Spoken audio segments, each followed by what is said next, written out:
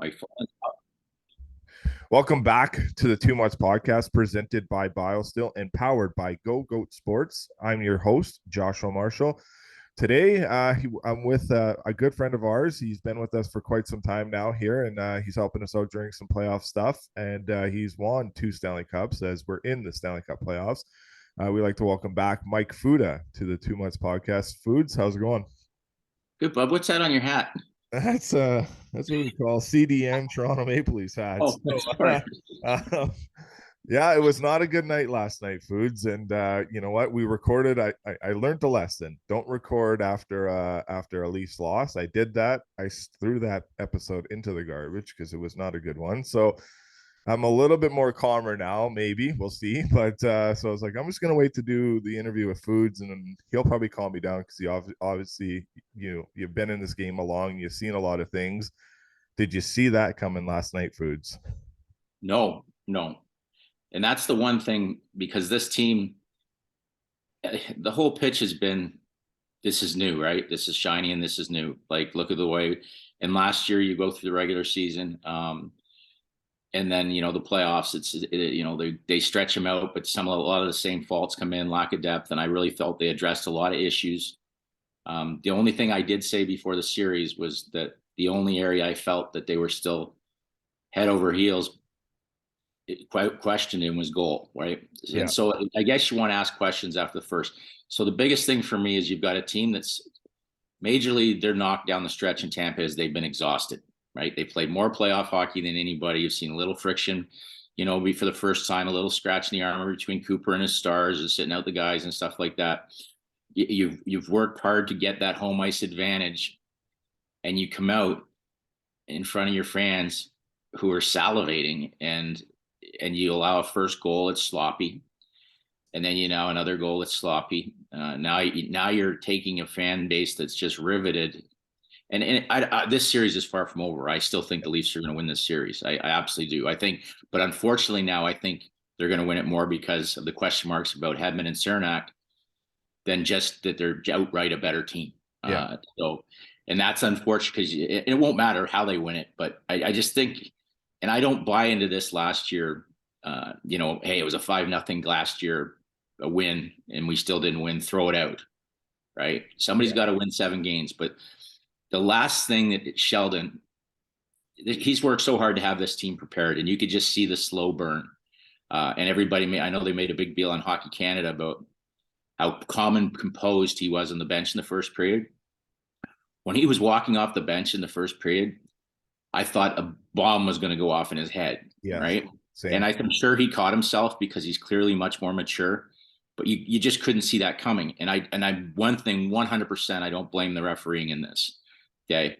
I think if I'm going to call one back, the one that just glaringly was off on me was the cross check on Shen. Yes. Like, that's the only one that I was like, how do you cross check when you only have one on your stick, right? It was just like, it was a terrible call. But I mean, there were a couple calls, the fans, like the one where that Matthews quick pivots and falls, right? There's nobody near him. No.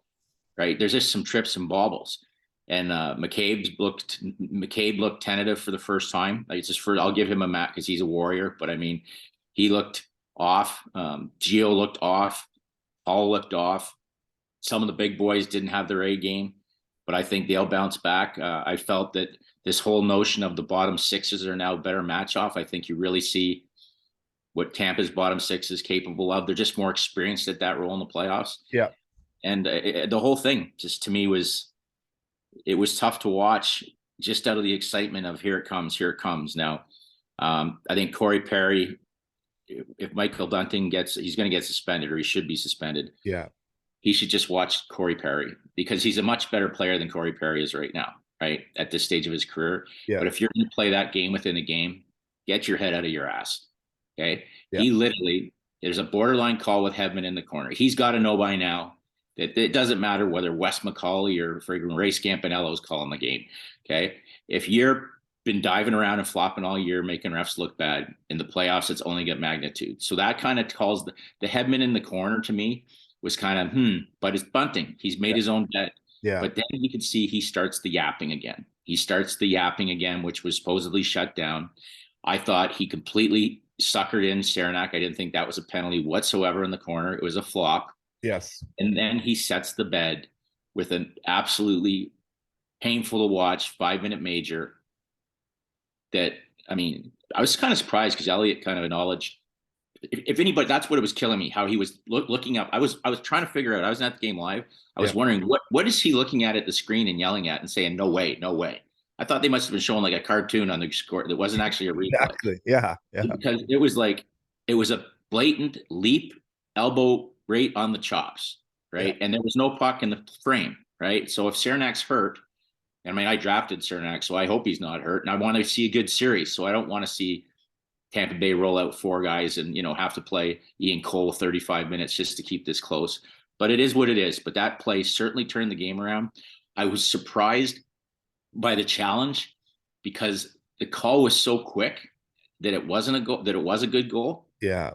That I would just didn't at that stage, knowing you've got their defense so rattled and how powerful your offense was.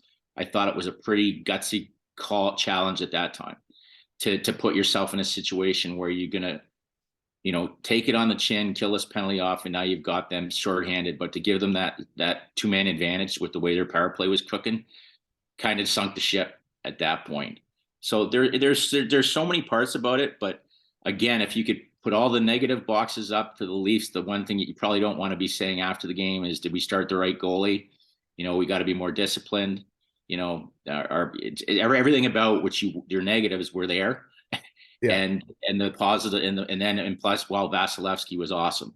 So it just is one of those things. I think this is now, we'll find out. It's probably between Edmonton and Toronto, and I don't think I'm downplaying this. I think they're the most 2 important game 2s of any first round in any franchise history in the recent times for both those teams. Yes. As far as what comes forward, and for them to, like, I was kind of texting back with Darcy Tucker because I was after the game, because I saw all these different clips of him doing all these pregame preparation. I was like, geez, could they just rub up against somebody and show, how almost vicious you have to come out to start a playoff round. And then I start thinking things, Josh, that have never even bothered me in my life, because at some point, and it caught me the other day when I saw Jamal Myers on Hockey Central was talking about the kid playing his first game in Calgary, the college kid. Yeah. Matthew Coronado, when he skated out, and I've got, this kid's probably wonderful. He's going to have a great NHL career, but his first lap, they got him at center ice talking to his 2 buddies in the warm up. Yeah. In his first game. And I'm like, I know the game has changed. Okay. I know a lot of things changed and stuff like that, and family friend, but come on. Even the stuff, like, even it bothers me. And again, I've got in my opinion, the 3 most beautiful daughters in the world. I see them all the time. This whole thing, the whole family thing to start the playoffs where you're around saying hello to your family and stuff like that. Yeah. This is a big thing, right? And you get yourself ready to play in the biggest game of your life. And then when you come out, things like that would mean nothing if you come out ready to play, full of adrenaline. If a bad break or something happens and you get down early, but to get down that quick that early was just, it was not good. But I still think they're going to win.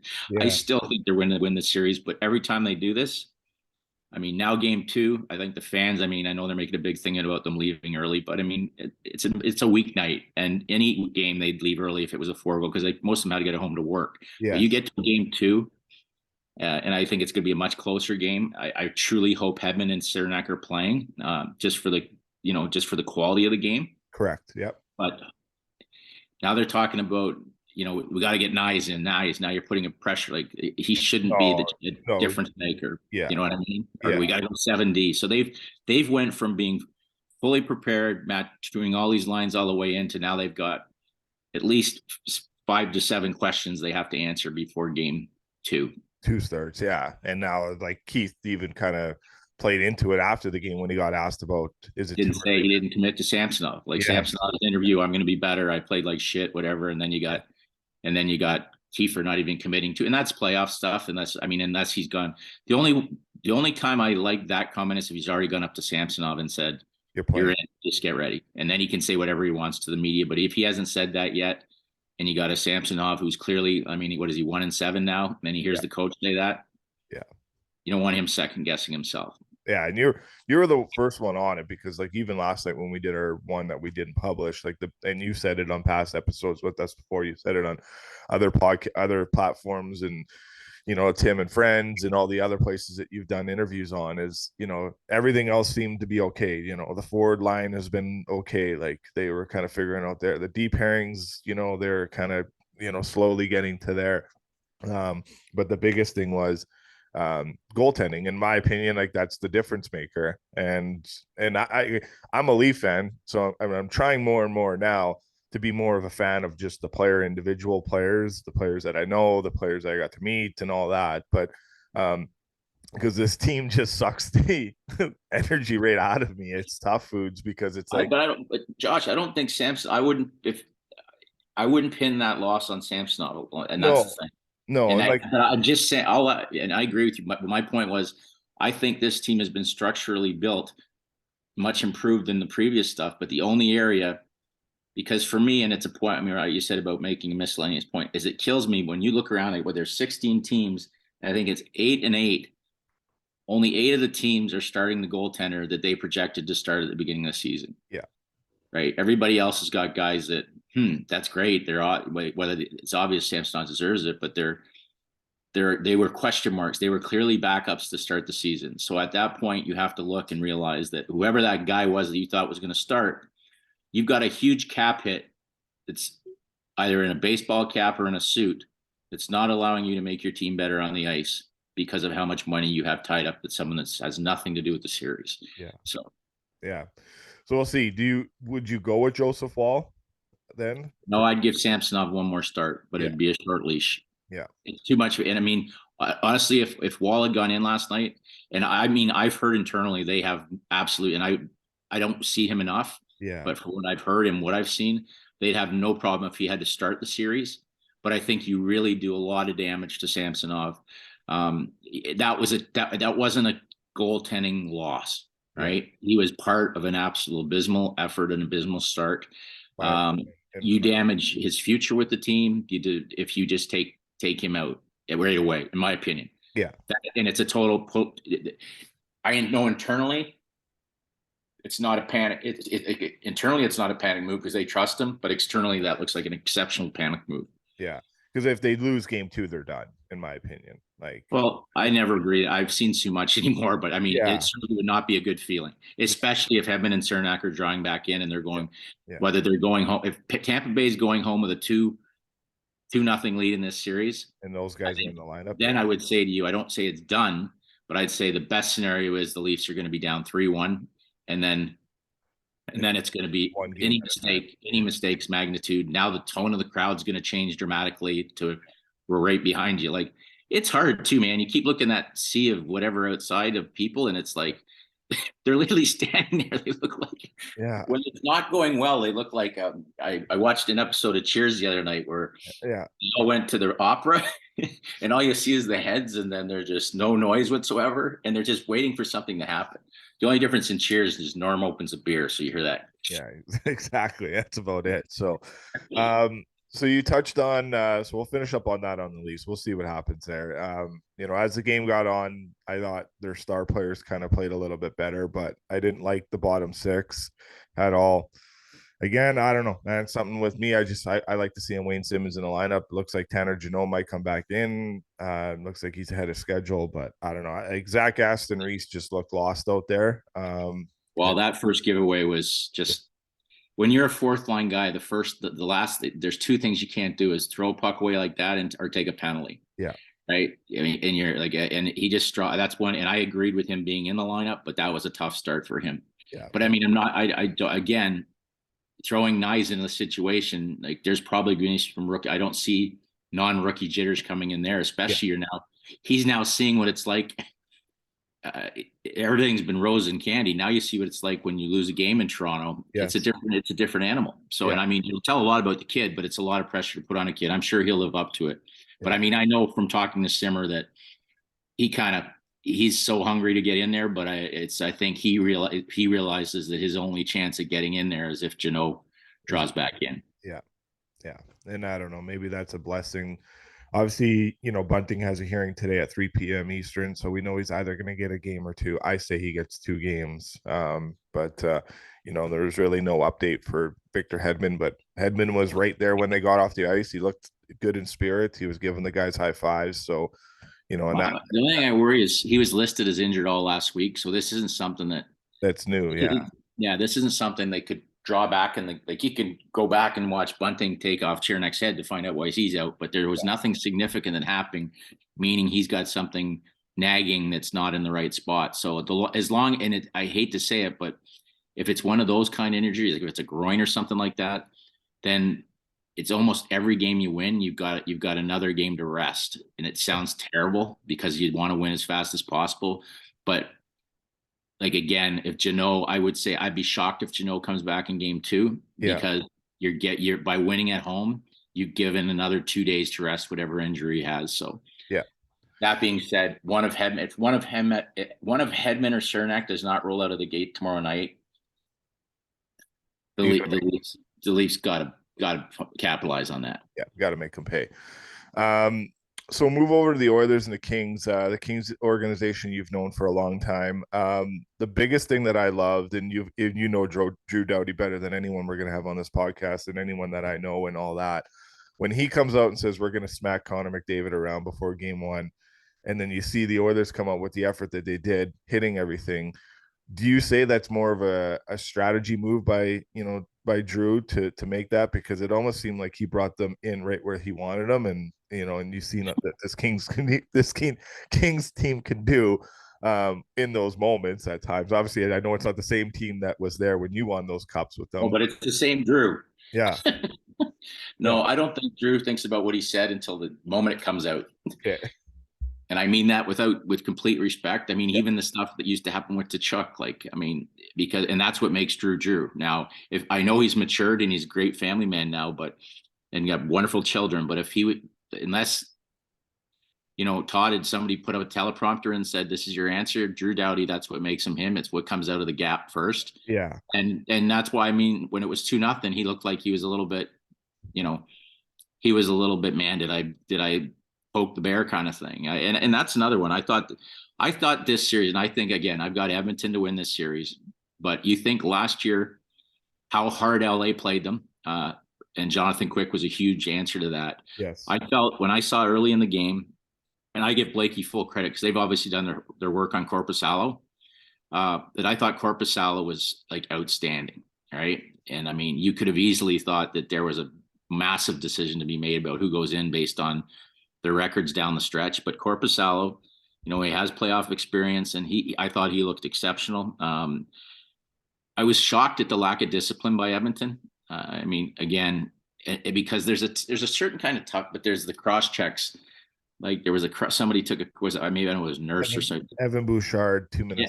Yeah, Evan Bouchard now, it's like in corners, like he's some kind of Bob Probert knockoff. Like, just you can play hard without and playing under control, right? Like they don't need to go into the muck with this team. They have to stay disciplined, outspeed them, like that rush that McDavid made. Like it looks like when you press fast forward and when you're trying to break down tape. Like, but it's amazing. But they had him right where they, should have been. Now there's a team you talk about was prepared and came out of the gate the way you expected. And then there was almost a sense of take the metal off a little bit and get way too casual, take some penalties. There's some really skilled guys on that other team. And again, they push. Skinner for me played well, but again, anytime it's your first start, there's going to be some, I didn't like the puck getting through to him on the last goal. And he really like that's a tough angle for that to get through you. Kopitar obviously pounced on it. He wasn't the difference either, but when you're that much better than a team on paper and on recent performance, the longer you let them linger around, you can't tell me that Drew Doughty and Anze Kopitar, who have been dying to get back in these moments, like Kobe experienced it last year, but Drew was hurt. Yes. You fire them back in their first playoff round in 6 years, they're not going to quit. No. By any standard. And they're missing Fiala and Velarde, right? Velarde comes back tonight. How Okay. big of an ad is that for Well, them? it's just a natural stick. Like this is Yeah. big for Gabe too, because I mean he was good in the playoffs and he's been consistently a big scorer. Like the pace of the game will be interesting because that's been always the knock on him. It's not his hands, but to be able to play at that pace. But he's going to add to a power play, and he's just a pure shooter, right? Who's got a great hockey sense, and for him too. There's a competitive nature about going from a failed first round pick to a guy that's I think he put up almost 20 goals this year. So he Yeah. wants to make a mark as well. He's a very competitive kid. And again, just like you said with the Leafs, it's not over, but No. I think this is a big, big, big game too. Yeah. Like you don't want to go into LA where they can get a little bit more line matchup favor. Maybe Fiala drives back in. You know, it's incredible. It's incredible how how you play all year to get these matchups, and then it's like poof, almost, except for Boston. Yeah. Now, what do you think on the left side of the defense for the LA Kings, Mikey Anderson and Gavrikov, and what they've been able to bring and have brought this year? And I thought both of them had a really strong showing in game one, but and holding Connor McDavid off the score sheet, and I don't think that's going to happen tonight. I think McDavid will get his cookies, but what is the success, and what does Kopitar do that is so well that obviously brings down to the level that Danault does too? And I know we saw what Philip Danault can do in the playoffs when he was with Montreal, but how important is that those matchups, Foods? Well, I think it's incredible because Kopi spent his entire career lining up against Getzlav and Thornton and the big boys, right? So he's used to and his job was to draw even and shut them down. That's why he was a perennial Selke candidate. But I think with the addition of Danault, who's also exceptionally responsible, it now allows Kopi to free up some of his offensive greatness that's always been there. But there's not 1 ounce of cheat to his game in any zone, and you see it. And he's such a big, strong guy, and he hasn't lost a step.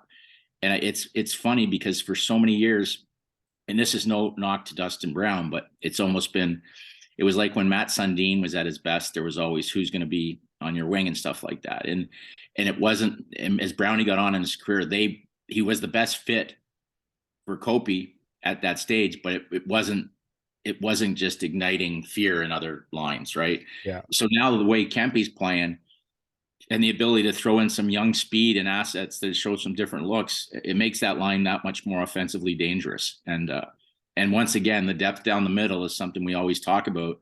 I'm sure Quentin Byfield, who I think, sometimes these young kids get caught up in like, oh my God, I got drafted before Stutzla and he's already being talked about as a friggin' future Hall of Famer, and I've got like 5 games under my belt. They Yeah. start to worry more about stuff like that than just playing. I thought he looked exceptional the other night. Like he looked, and he's still filling out. That's the kind of big body presence and the skill level that just add to certain things. And what Kopi does is as a quiet leader, is he reminds people how important it is not to cheat Yes. to Yeah. cheat. And I remember Tyler Toffoli talking about even just he'd go in when they were in on the trainer's table and some of the words that Kopi would say to him about, you know, Yeah. where you're at and where your game. It's like when he's like E.F. Hutton. When he speaks, people listen. Yeah. E.F. Hutton's still alive. But anyways, yeah, he's that good. He's got that kind of presence. And the other factor too that I'm amazed by is I don't see Todd McClellan do too much jumping up and down on a bench, but when they scored there that tied the game, he looked like He was there, at the, there's no. I mean, it's anytime the teacher gets to coach against the student in back-to-back years, and the student, although the student has arguably the two best players in the history of the world, yeah, it's teacher versus student, and that's a hugely competitive battle between coach.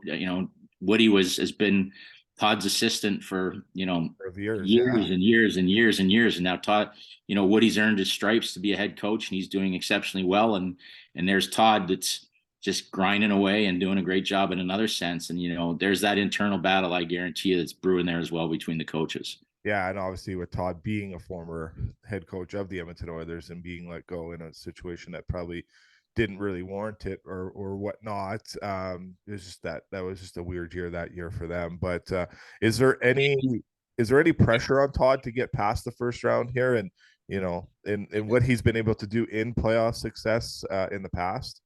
No, I don't believe so. Yeah. I just think there's such a and again, this is where, not having been there, I don't know for a fact, but there's such a huge personal relationship between and trust between Blakey and Todd that Yeah. I think it would take a massive, massive collapse of epic proportion for anything like that. And I just haven't seen that. I think this team's been consistently good all year. They've had to deal with some strange injuries and goaltending situations, and I think they've been relatively they've been relatively consistent throughout with their compete with everything. And now I think they're one of those teams that, with the job that Mark Yanetti's, you're starting to see some of that youth filter in with some of the veterans, and there's a huge blend there. And I mean, again, it's a results based business, but that's not. I don't think Todd McLellan's in any jeopardy of anything. Yeah. Move on to the rest of the NHL playoff picture. Is there any series that kind of stand out to you? Everyone's played one game so far. Is there anything that kind of stands out to you? Any storylines that you're kind of keeping an extra eye on, or any upsets that you're surprised at? I know Seattle. Well, obviously the Kraken, but I give up. I think anytime I say the Kraken are going to lose, somebody's just go to and just bet the house in the Kraken, Yeah. because Yeah. again, I was not surprised by the Rangers. They look like men against boys. I mean, and it's just such a big thing for New Jersey. Not that the series is going to be a fast series or anything, but obviously Rangers made some changes to be ready for the playoffs. The goaltender, was he was as good as he's been. And New Jersey looked like a team just getting their teeth cut for the first time. So hopefully that series picks up a little bit. The Vegas one, the Vegas one intrigues me because there's a huge amount of pressure on Vegas. And if any team kind of reminds our 2012 year, when we were the 8th seed coming in, Yeah. and I mean, I think we were way deeper than Winnipeg.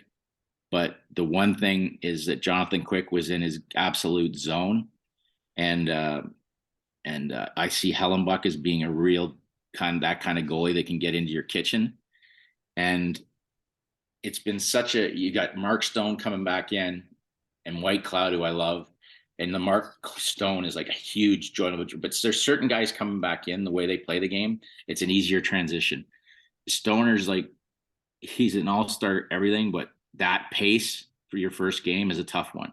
Yeah. It's a tough jump. So it's a huge boost. I only expect him to get better as the series goes on, but it was almost like, as the Jets pushed, and Vegas usually are notoriously in the first period at home in a playoff match, like they are dominant, and Winnipeg was dominant. And it was almost like a personal thing. I was surprised, like usually when guys move on, there's a little lovey. I was surprised at the amount of chirping at Brissot that, Yeah. and they were in his kitchen. But I mean, Yeah. I mean, it's something that it's like a personal thing to get to a guy. And I think they really got in his kitchen, which was good, which now, again, it goes back to the, what do you do? And you hate that after the first game of the series. You sit there and go, do we pull in? Do we go to Jonathan Quick? Do we give Brissot another shot? I'm sure he'll get another start, but it's almost the same thing.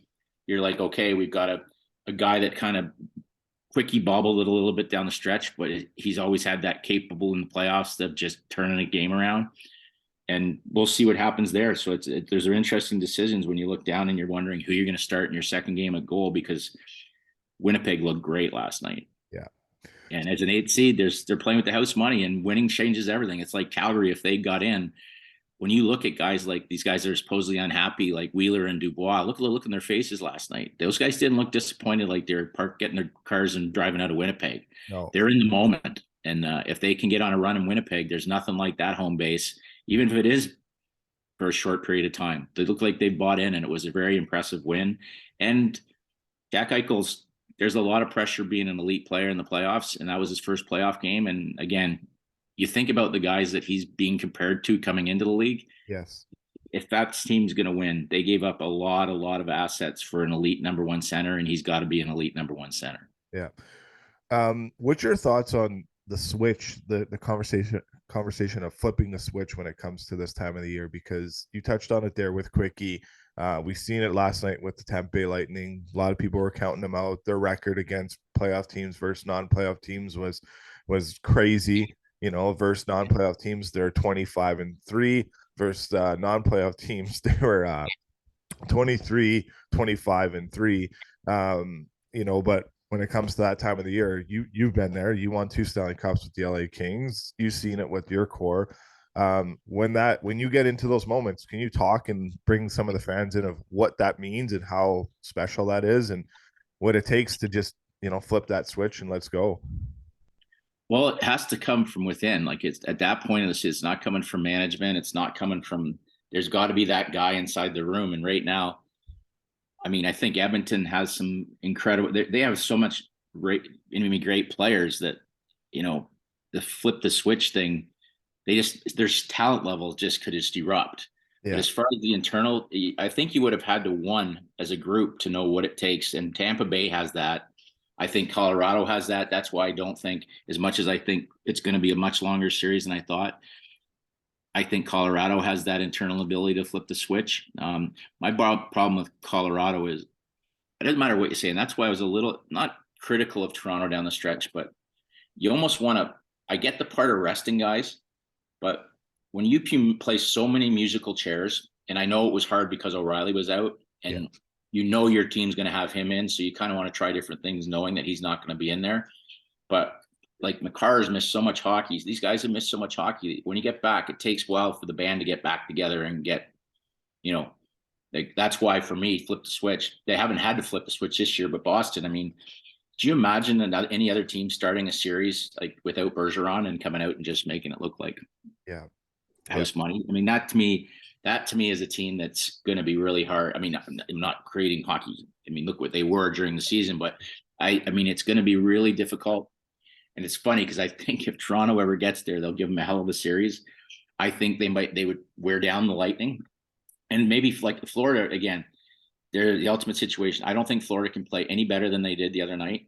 Um, I mean, they battled their everything, but I mean, again, you've got $10 million sitting on the bench and you're starting goalie, and you got a guy that was probably your third Alex Lyon. I mean, I know where he's been, but I mean, I thought, he was always supposed to be Spencer Knight was the next guy kicking in. That's tough to put on a guy, and you can't afford. He had the one bad goal against, but you can't afford a bad goal against the Boston Bruins like that. So, no, I guess again, it's avoid the team that still scares me after what is I worked for them for last year is Carolina, yeah, because they never turn off the switch. They're like Rod Brindamore never turns off the switch from the yeah, morning he gets up from practice in the training camp to the end. And you wonder how guys can maintain that, but you very seldom ever see a Carolina team not answer the bell or not come out of the gate. And he's missing Svechnikov and Pacioretty. Freddie Anderson, you think here's his great chance to show, and sure enough, he starts Antti Ranta, yeah, and they come out and just put on a clinic. And they certainly match the identity and the work ethic of your coach. So beware of them. But again, it's got to come from within. yeah, And I always wondered last year what scared me about the Toronto group. Um, and again, they're so talented, and I think O'Reilly's going to be the guy. Gio can't be the guy when he struggles like last night because it's hard to. He's one of those guys when he's not playing well. It's hard to say yeah. Same. step up and say. But it Yeah, looked like O'Reilly was certainly. I loved his game last night, but it bothered me last year when they came back and they won that one game, and they said, "Well, what got you going?" And they said, "Well, Jason Spezza." Jason Spezza stood up, yeah, and I'm like, "Come on." yeah, yeah, Come on. And I love Jason Spezza, but I mean, yeah, Jason Spezza standing up because he's such a character guy and he's never won a cup.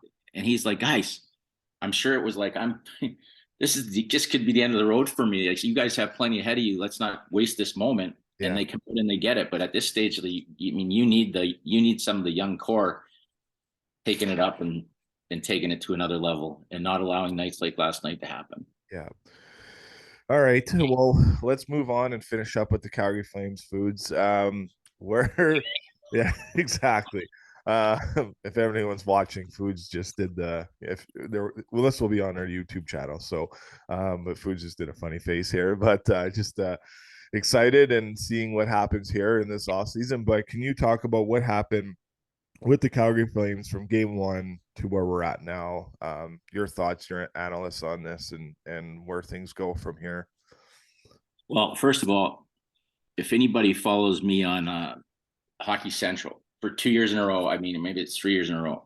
For me, Brad Trelawing, it's one thing to say you win the off season, right? And I know he hates that line, but as far as I look at it, is not. It's what holes you need to fill and how you did it, Hmm. right?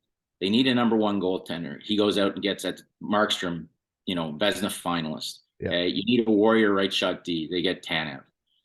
Okay, and if I'm missing anybody, so now you have your franchise best player to Chuck. He's moving on. You got Goudreau moving on, and Goudreau was always moving on. I'm not sure what the deal was. You bring in Daryl Sutter, who's obviously I'm very familiar with, and it was like that first group of guys was just starting to buy in and how you expect to play under Daryl. And then all of a sudden you take probably the two best of them and move them out, and you've got to bring in a new group. And what does Brad do? He goes out and gets Uyghur, who's arguably one of the most underrated defensemen in the league. He gets Kadri, who's coming off, Help.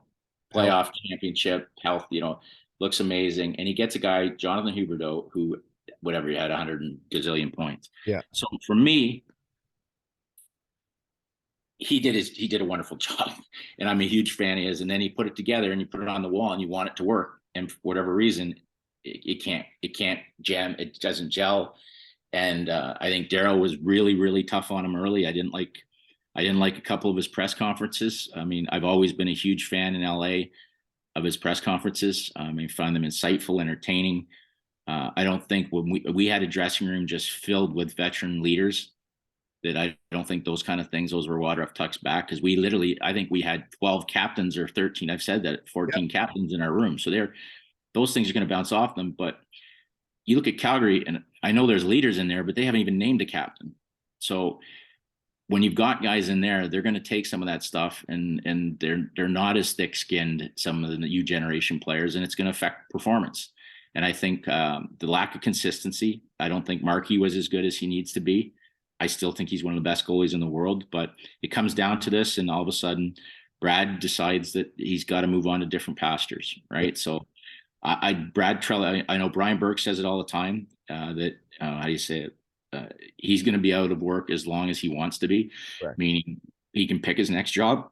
I know that was said about me. Unfortunately, the pandemic kind of took a lot of momentum out of where I was at, because there was no hockey to get your next job. Yeah. But Brad is that good at what he does. He's that personable. He's one of my favorite guys in the business. And I know it must kill him to go away from a project that he is unfinished, Mm-hmm. right? It's unfinished. And now they've made their moves that I'm looking for. I mean, I kind of knew it was coming, just because, I'm obviously I get to hear all the inside stuff from our guys at Sportsnet that they've dug up. I know I've known all these guys, a lot of these guys. I drafted to full, how close I am with Luch and Trevor Lewis. Yep. So you gather a lot of things in, and you just see a group that never should have been, never should have got to a point where they needed to beat the Chicago Blackhawks to be in a playoff position. And you could almost smell it after the way they beat Winnipeg, that something was going to happen that wasn't going to get them over the line. This group has a lot more to give. I think there needs to be a reboot there with regards to different eyes, different set of, I'm assuming Daryl's going to be back as the coach. I know Donnie's done he's been in the league for a long time between Arizona, and he's certainly seen a lot under Tree, but it'll be really interesting to see what they do. I just think there needs to be a reset there. I don't think under any circumstances are you at that point that you just blow it up and start trading everybody away. For one reason, if you're doing that, you're definitely Daryl Sutter's. You don't sell off your entire team and have Daryl Sutter as your coach for a complete rebuild, right? But that team's so much better than they performed that you've really, whoever's in there has got to get in and dig in internally to what happened, and then come up with a plan moving forward on how to get that team those extra. What did they have? 21 or 22 one-goal losses. Yeah. Yeah. Take away 10 of those, get on the right side of it, and then you're in the playoffs, and anything can happen because you still have all those pieces. But it just became way too many people, I find, in anything in life. It's hard to win in the National Hockey League when you're competing against teams that you don't like. But if it seems like internally you're competing against yourselves, or there's all these little side stories going on, and you're never going to be a united front going out to beat your opponent if you can't get your inner house in the same sheet. Yeah. So Yeah. it'll be interesting. Yeah. Final one here. What do you think happens with our boy Luch and I don't know Trevor Lewis, you know him, but hopefully at some point Trevor Lewis is a friend of our podcast because I think the guy's a hell of a player. But where do you think happens with these guys going forward here? Because I do believe they got a lot left to give. Well, I'll start with Trevor Lewis. Any organization, if I was a part of, he'd be an automatic. Yeah. And people just don't understand. And it's not like it was hilarious because obviously Daryl loves him, but it's like, and he's not the same player but it's like same thing. If you put Zach Hyman in any lineup, you know what happens? The coaches love him Yes. because every night or 99.9, you're going to get the exact everything that they have to offer. Right. And I remember he's one of those players. I mean, Daryl used to say, and even I know every coach that's had Hyman says that if you want to know our systems, just tape him. Yeah. Because he plays every system the way we want. Plus, he's a tireless penalty killer. He's always in the top 4 or 5 in conditioning, even at his age. I mean, he's not more than a fourth line guy, but he's a fourth line. What do you call it? One of those Swiss Army knives that can play center, any wing, still block shots, and he's got 2 cups because he's a warrior, Yeah. and he's going to be so cap friendly, at this stage that he's never going to come back and say, "Hey, I had a great year, bump me up." He knows he's going to be $750,000 to $850,000 player, but he wants to keep playing. Luch, different story altogether. I don't know. I know he's in Costa Rica. I reached out to him the other day just to wish him the best. I read into that press conference that he was saying goodbye to Calgary. That seemed what it was. I don't know that for a fact. Luch is coming off a very, very lucrative contract, which someone who's put in that many, the people that argue that that's an outlandish amount should probably put an amount of blood, sweat, and tears that he has over his career and how many broken bones and fights he's been into to earn that kind of money. But he's going to have to look at himself in the mirror and realize, what he's about, what he wants to accept from a contract situation. Sometimes that's a bit of a, especially when you fulfill the role that he does, that you want to be compensated in a certain way. But I don't think he's done by any stretch of imagination. I mean, without getting into it, because it's one of my close proteges, is, I mean, his last fight in the league was against the toughest young kid in the league, and we saw that went with Curtis McDermott. So he's still got that ability to do that. It's more of a role acceptance. I don't think he goes anywhere that doesn't have a chance to win a Stanley Cup. I'm sure there's teams I'm just throwing it out there. Like if I'm the Pittsburgh Penguins or somebody like that that's been watching Crosby and those guys get slapped around with quite great ease, those are the kind of teams that I would assume would have some. They don't even have a general manager, so that's the kind of team that I assume they've seen enough of their star players getting knocked around. So it'll be interesting. You know what I think of Luch? I love the guy. Yeah. He's a warrior. He's probably, out of the guys that I'm not responsible for drafting, he was always one of my favorite players ever when he was a Bruin. And that didn't change. When we traded for him in Los Angeles, our friendship grew, and he's a warrior, but he's a special dude when he's in a good spot mentally. He's still an effective player who can knock anybody's head off in the National Hockey League. Yeah, I agree. He is a beauty for sure. And Trevor Lewis, just what a great player he is and what he can bring to your lineup night in, night out. And these guys are great for the players on and off the ice, and the communities on and off the ice too, in my eyes.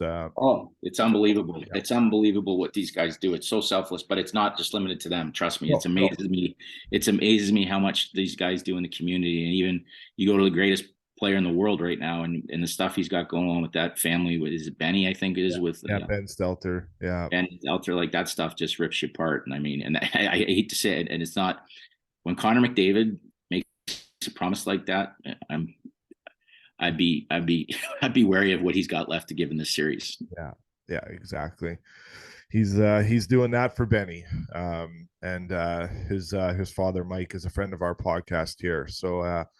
So if he's listening to this, we're thinking about you, and I know the Ben love got a lot bigger as the playoffs went along last year, and so obviously he's near and dear to all Oiler fans' hearts. Not only did Ben bring Oiler fans together, I thought he brought the whole hockey community together too. Foods. 100%.